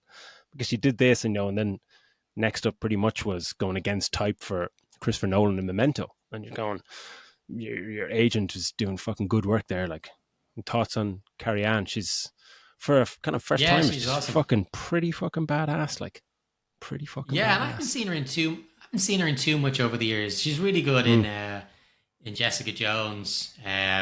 She plays a pretty decent sized part in Jessica Jones TV show, and she's good in that. And I loved her in, I'm not sure if you've ever seen, there's a comedy called Fido You ever heard of that? No. Mm-mm. Real 50s aesthetic, and it's from what I remember, and I'm probably a bit hazy on it. So she plays the mom in it. They keep a zombie as a pet called Fido, and the zombie's played by Billy Connolly. It's Okay. Oh, cool. it's a mental movie, but I remember being really good in that. But I haven't seen her in a massive amount, like until seeing her in the god awful Matrix 4. I hadn't seen her in Oh anything God, yeah. apart from Jessica Jones. But no, she's Yeah. fucking fantastic, and like the She just owns it, like. again, she does all of her own wire work and everything in this Mm. movie as well, which is cool. But yeah, that scene where they obviously finish in the lobby, they get in the elevator, and then they get to the roof. The dodge this is just Oh, it's just fucking badass, and it's such a, like, in terms of bullet hits to the head. I mean, not that much graphic. It's not that graphic in terms of um blood splatter or anything like that. But the fucking launch off the guy when she just dodged this, and it's just you just yeah, that stunt guy took one hell of a fucking smack on the head. Like, fair play to him. yeah, But yeah, on the roof we really. I remember just watching it the first time, getting that sense of how the fuck are they going to beat these guys? Like, what? There's no kind of, oh, he's going to fight Smith and he's going to beat him, because you're thinking, but how can he beat them? Because you see they can take over any fucking person. But when he unloads the clips on the guy and he just fucking dodges them all, and you're just like, holy fuck! And then he's like, Trinity, help! And then we get to bullet time, and we'll dive into bullet time here. The brainchild actually of John Gaeta, the visual effects supervisor, who realized the director's vision, which in their head was just like, as he said, they said it's basically the camera's going to go whoosh and go around whoosh, whoosh. He's like, oh, yeah, okay, yeah, I'll try and sort that out. And initially they tried to, they tried himself and Bill Pope, not Bill Poop, tried to put the camera on a circular dolly, and just speed it up with fucking like as fast as possible. But they were breaking cameras and breaking dollies because the camera just couldn't move fast enough. Just have to put a rocket on the back of the camera. So they devised a fantastic idea of John Gaeta did of getting like 120 cameras and basically taking one of the most revolutionary technical feats in cinema, but it's all done with old school fucking 100-year-old technology. It's just still fucking images, yeah, 120 still images, timed perfectly to take fucking a still image and goes around and whatever, and it can be stitched together. But then you can see from the behind the scenes where even when it's done like that, it's so jittery as fuck. It's still just like it's a load of images, and they develop new technology that kind of would interpolate between the frames to add a new frame of data based on the frame before and after, and just create that smooth flow, which optical flow, whatever it was called, just like that, just fucking changed the entire game. And the fact that, like, yeah. even in the trailer, they showed these shots in the trailer, but they were so fleeting that you kind of went, what? It was just, and then when you see the film and it plays out, it's just one of those, fuck me.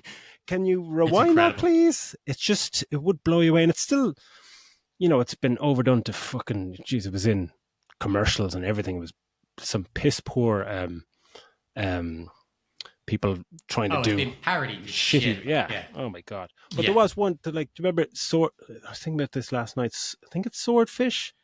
It's one where With it's done the at the start. bombs The bomb, yeah, explodes. the Yeah, with the explosion outside a ball bank or bearings. something. Yeah. Yeah. And they Oh, do that. And that's the first time you saw it. And it goes around and shows the entire explosion outside a bank or whatever. And it's just that you're going, okay, that's an absolute perfect example to showcase what's happening. You don't need to do it on a fucking chewing gum commercial. It's just no fucking point. But yeah, back to the movie. One of those beautiful moments that where Neo asks Trinity, "Can you fly that thing?" And looking at the helicopter, and she goes, "Not yet." And it's just so cool. It's just, tank, I need a helicopter program, and then 2 seconds later, let's go. And you just wanted to be in the fucking Matrix. You wanted all their tools, you wanted their clothes, their gears, their guns. You wanted to be able to download, counting 101, 10 seconds. Here we go. you know, fucking fantastic. But yeah, they get into the chopper, and there's that lovely scene where it's obviously on a set and everything now, and you can kind of see that it ages a little bit some of the shots. But when the chopper just lowers down into view outside the interrogation room, Outside and there. it's Yeah, just yeah, yeah. it's just like, and there's Neo standing there with a fucking minigun. You're just going, oh, here we go, and that's fantastic scene. Morpheus runs and escapes, jumps to the chopper, and yeah, Neo realizes he's not going to make it, jumps out and grabs him, and they fall down. But what another one of these 2-second master shots when they're unloading the minigun, it's that shot underneath the helicopter where it's obviously just, it's hanging up and it's a prop and all this stuff, but it's all the minigun shell casings just falling down towards the camera, and it's just, again, iconic shot. It's about a second and a half shot. I don't know how long it took to fucking do, but it's just, there's so much of them. But yeah, so like, I don't know how many times I've said in this last few hours about my favorite shot or most amazing shot, but this has to, like, and I was even thinking about it in terms of what I've seen in the context of helicopter shots or people hanging from helicopter shots, even Tom Cruise fucking movies included. It's definitely one of my favorite shots in the film again, where there's like Neo is holding Morpheus, and at the end of the cable from the helicopter, and they're swinging through Australia, which they did for real with stunt actors, whatever. But there's a shot from Morpheus's point of view, and again, 2-second shot alert, and it's Morpheus' point of view looking up at Neo holding onto his hand, and then the helicopter above them, and it's the cable that they're hanging off is kind of curved around realistically with the shot angle, and the helicopter's kind of spinning around, and it's just fucking fantastic. It's still one of the most believable helicopter fake kind of shots I've ever fucking seen. It's so fantastic. And yeah, after that, I guess, the chopper crashes because Agent Smith has fired a few rounds into it. Trinity escapes from the helicopter, and that it's the building window explosion with the helicopter smashing into it, which is obviously CG. The ripple is fantastic, but the exploding glass after that ripple, like this is again 2-second fucking shot. The directors, like, I think they spent about 3 months researching different types of glass and how to explode, because that's a real effect, that the glass explodes outwards in that kind of circular fucking thing, and how to rig it with certain primed explosives and all this. Just for that fucking shot. It's just the attention to detail and that meticulous devotion to their craft, which really fucking sets this apart. But yeah, thoughts on the helicopter? Do you like the helicopter shots? I think that I fucking just love that. It's mad that they almost didn't get to do it because they hadn't got permission or whatever to fly. Yeah. To fly it, like the production almost could have been shut down because of it. Because I think they ended up changing the rules and getting permission to do it. But I think production could have been shut down just because of that. But just because of those it's a fucking particular shots. It's a class scene. It's another one of those where he obviously when she has to jump out, and it's just this slow motion, because before the helicopter blows up, it kind of falls sideways, rather than just falling straight down, it falls, and you just see Morpheus looking as the helicopter flies overhead, falls over, and Neo grabs the rope before Trinity is about to fucking explode inside the helicopter. Yeah, the way she grabs the fucking rope, shoots the chain, and she just holds onto it, and you see him sliding across, she's falling down, and he just catches her. Boom. Oh, it's fucking awesome. When she's falling, she fall like she's coming in towards the camera, and she cracks the fucking, it's almost like cracking the lens of the camera. She hits so fucking close. But it's just, he's pulling her up, glorious. And it's just like, he is the one. That's so fucking cool. Yeah, exactly. And then, at this point you're thinking, right, we're not far from the end or whatever, but far from it. Like, the two of them get to the subway where Morpheus and Trinity get out, and Smith arrives, and I just remember at that moment there was this, like, normally in a movie like this you'd be just like, oh, here we go, he's gonna kick his fucking ass, but you were really thinking, oh fuck, like what are you gonna do here? You know what I mean? But he doesn't run, he turns around to face him, and just like, he's beginning to believe. It's just like, here we fucking go.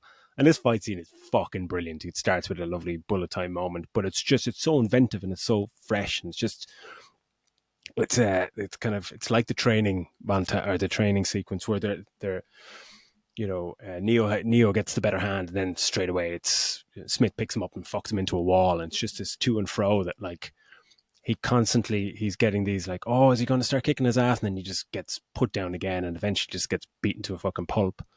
And I'll never forget like that moment when he gets thrown onto the subway line, and he's just got him in a headlock, and it really is a moment of like there's no obvious. It's like, oh, another movie be like, oh well, his partner's going to come in and save him or something, in a sequence like this when there's like this dread around the scene. But you literally remember watching it just going, how the fuck is he going to get out of this? He's just like this. Yeah. This is the sound of inevitability. This is the sound of your death. Goodbye, Mr. Anderson. And that fucking amazing line. It's just so simple. As my name is Neo, and then just launches him up into the roof, and you're going, of course, there we go. And then does his backflip where you can see him holding onto the string or the wires or whatever when he does his backflip. But it's that eureka fucking when like my name is Neo, and just cheer in the fucking cinema, and you're like, yeah, fucking hell. And Smith gets hit by the subway, and then it's that joy in the cinema. The joy for Neo is so fleeting. It's about a fucking second later.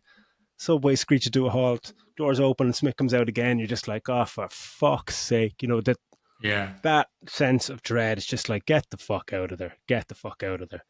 That was just so fucking, just so amazing. And then, yeah, thoughts on that scene, like, it's just fucking fantastic. Yeah, right? It's excellent. It gives that whole, I think I mentioned before in video games, that kind of enemies that I find the most terrifying are those stalker enemies, the ones that there is no, you can shoot them down, but eventually they're always going to get back up. There's always, it's more about outrunning them. And the fact that Smith can be any one of the billions of people on the planet, that he can just go into a person and take over their consciousness, and he becomes an agent.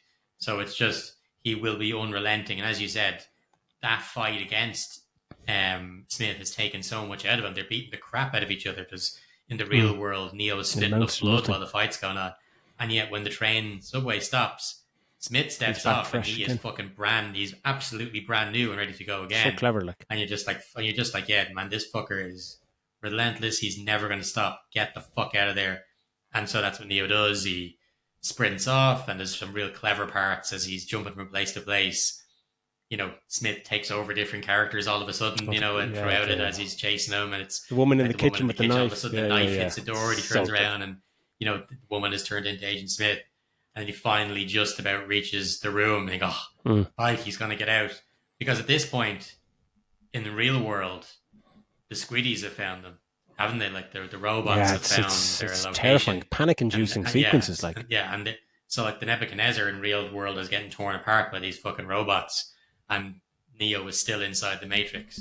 But when he just walks into that room, and it's just Smith just happens to be standing there, and it's just the silence. He's holding a gun at him. You're like, okay, how the fuck does he get out of this? And then you just hear the faint recoil of the gun, and Neo just gets fucking stepped back. And then when he's just up against the wall, and he just unloads the full clip into him, you're like, holy fuck, what the fuck? What the fuck?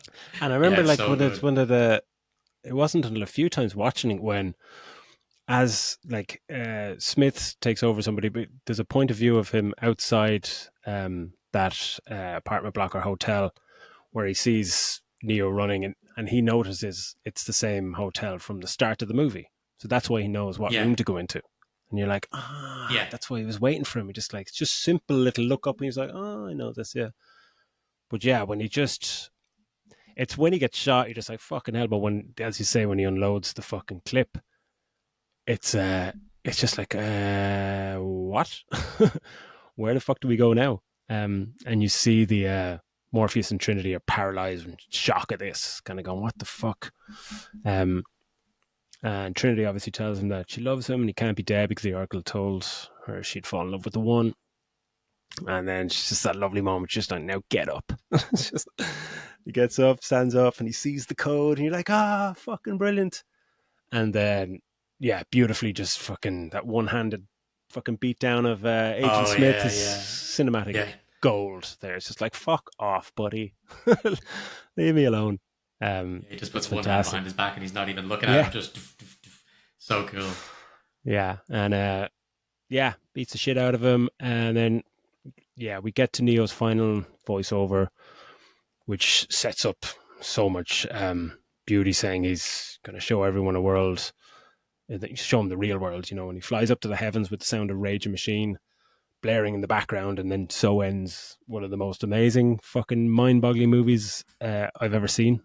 As we said, defining moments in terms of screenplay, in terms of everything in front of and behind the camera. Um, Beautifully It's you know, it's a constructed. real Yeah. shame. It's just such a shame they never made any sequels. So they just left it at that, Yeah, and and they it's never just made great any that it's sequels. If just only that it's just it a was never movie. touched because and here like To here be fair, I have a soft spot for Matrix Reloaded. Reloaded, and I stick to this thing where coming out of Reload, like I changed my fucking travel plans because of the Matrix Reloaded. Because like, hold on, no, we're gonna pay some money to go to Australia a week later because I need to see Matrix Reloaded. I remember coming out with that movie and genuinely a lot of people kind of going, fucking hell, that was amazing, but I'm not quite sure what the fuck happened. But I think the Matrix Reloaded was hinging on what Revolutions was going to be. The third, Mm. like if Revolutions was better, Reloaded would be far better. If that makes sense. It's just like because Yeah, I get you. I get you. Reloaded sets up all these fucking all these greater themes and fucking mythology and everything, and Revolutions then just drops the ball on them. And whoever thought that setting a Matrix movie 85% in the real world underground, in a dark brown fucking cave, would be a good idea is beyond me.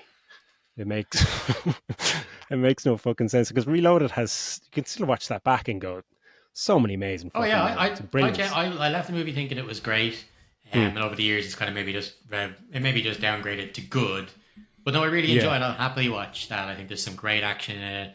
There's some the scenes in Merovingian when he's fighting off all the Merovingians dudes that's because brilliant. Yeah, like the first movie is Burly the only Brawl. movie that he uses guns. Like Keanu Reeves doesn't use a gun Mm. again either in the second two movies. So That's so it's true. Yeah. all hand to hand and swords and fucking all this shit. Mm. And so you're getting so much close quarters combat. There's some really great scenes like the highway scene where Oh, it's what's his brilliant. face where Morpheus is fighting on top of the truck against that Yeah, agent with his sword. There's just it the was game twin changing. things. Like Huh.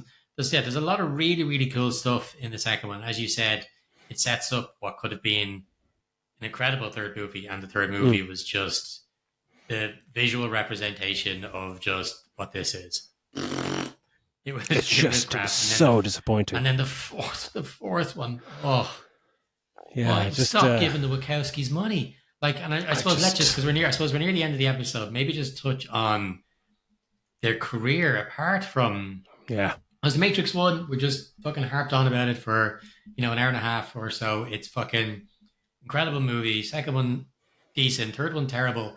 But they kept giving them a lot of money. They made that Speed Racer movie.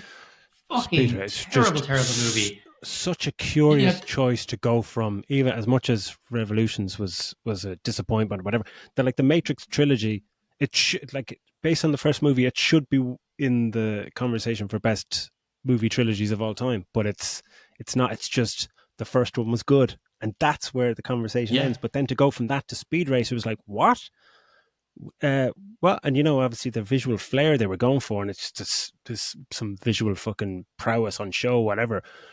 But it's just it, and I hate talking about like not being the movie that I wanted them to do. Like I hate when people review games or something and go, oh, it's not the game I wanted. That's beyond the point. It's like it's the people who create it's whatever they want to do. But Speed Racer is one of those moments where you're just like it's such a detour and it's such a kind of like why did you choose because I'm that? sure they had options. You know what I mean? Oh, I'm sure they had 100 fucking options. I'm sure there percent. was a cut that there was.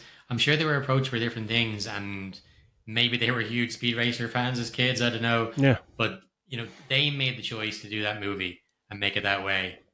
I just And got it and then wrong. we're Like looking got it at really wrong. yeah, and then a few years later, then Jupiter Ascending comes along, and what I would have thought was that, okay, you made Revolutions wasn't well received. You've made Speed Racer, that wasn't well received. Maybe pick something that's going to be a home run. Pick Mm. something that you can go, actually, what, I think we can competently do this. Another It's not, original it's a, concept. Mm. yeah, something like that. Whereas they picked this fucking movie, this Jupiter Ascending, which is up there for me with Battlefield Earth as, the fucking one of the worst movies I've ever seen. Like, it's fucking terrible. Like, I'm crying for Channing Tatum. Like, Channing Tatum, and Eddie Redmayne. Why are Oh, you in this movie? Like, it's just, it was it's baffling. fucking shocking.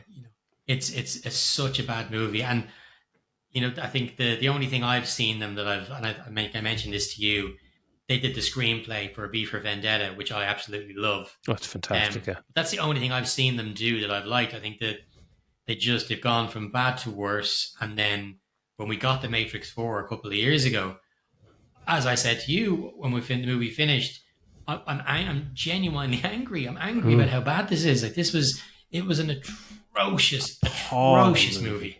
movie.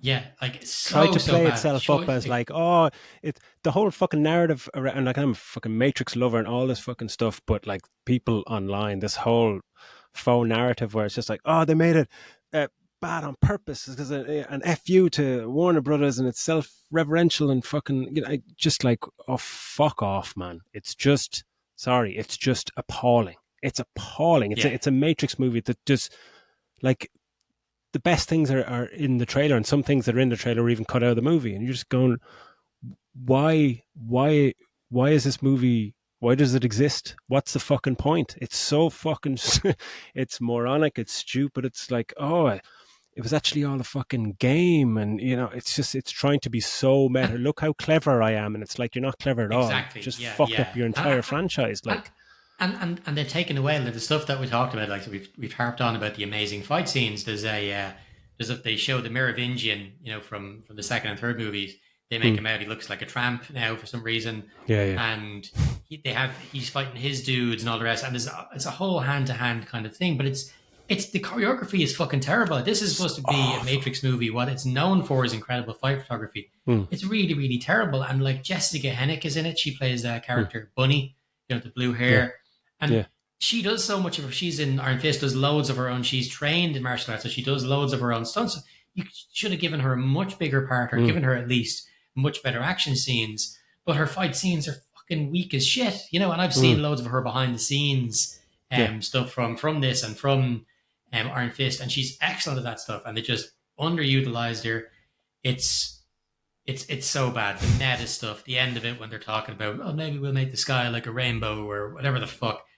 Like, picking Neil Patrick Harris as the bad guy, and recasting Smith and kind of being clever about Smith. It's just every decision they made was poor. Resulted, like, there's nothing redeeming about that movie. I give that a fucking 0. Probably 1 just for maybe the 4th or 5th time. If you had to see it, you might laugh at it, but it wasn't. It was so bad. It's good. It wasn't even that. It was so bad. I'm just fucking, as you were saying, annoyed. Remember, we were just pissed off, going, the fuck was that? Like, I'd paid money to see that. Like, fuck off. Yeah. So I will never see so that movie bad. again. No, I will never see that movie again. No, not a fucking chance. But like, yeah, they but 25 years ago they did make one of the greatest, not just sci-fi, not just action, but one of the greatest movies of all time in my book, that just shifted cinema for the better. It changed the genre, changed cinema. It was just fucking fantastic from everything. We haven't even touched on the score or set design or fucking the editing, visual effects, obviously. Bullet time, Jesus, it's just, it was two genius directors at the time that were top of the pops, and they had a clear vision, and they just went out and fucking did it, and it was fantastic. And I wish I lived in a world where that was it, and there was no more pain in the Matrix. Apart from, we got a few good Matrix games, but I just wish that just, and the perfect Animatrix example of just leave it at 1. And the Animatrix was great. badass, yeah. Yeah, if anybody's interested and hasn't seen Animatrix, check it out. It's got some like prequel stuff to how the whole war kicked off. Very clever. And some real little small self-contained stories. It's done. Each one is done in a different animation style. So it's Mm. if you're into Love and Robots and stuff like that, Love, Death and Robots, maybe you might be into this. Yeah, yeah. I'm not sure where you'll find it. Probably piracy, but it's definitely worth a watch. And if anybody who's listening to this hasn't seen The Matrix, I think everybody has. But if you haven't, watch it immediately. It's incredible. Just watch it again. Yeah, should Is always that it watch it. then? Any more final thoughts on it? No, that's it. Just yeah, just really nice. We could fucking chat about this for 10 hours, but it's nice just Yeah, to this share was a some long fucking episode. nice moments. Like, yeah. Yeah, I think we knew Mm. this was going to be a long episode just because of the movie that it is. Mm. Um, we've now, I suppose, yeah, we've done four great movies in a row, so it's only fair that we do Madame Web next week, and you can all enjoy the pain in our voices as we go and sit through that. I personally am looking forward to Dad sitting through it. I have to sit through it a second time because I didn't take notes the first time because I didn't think we'd be doing it. Yeah. Um, so I will probably be the only person on earth that will have seen this movie twice. Mm. And you have to live with Um, that now. yeah, yeah, that's something I'll have to. That's one of those scars that'll be burned into my brain forever. Um, but yeah, Yeah. but look, that's everything. Thanks as always for listening. Keep on liking and subscribing and all that good stuff. And yeah, so from me and from Daz, take it easy, and we'll see you on the next one. See you later.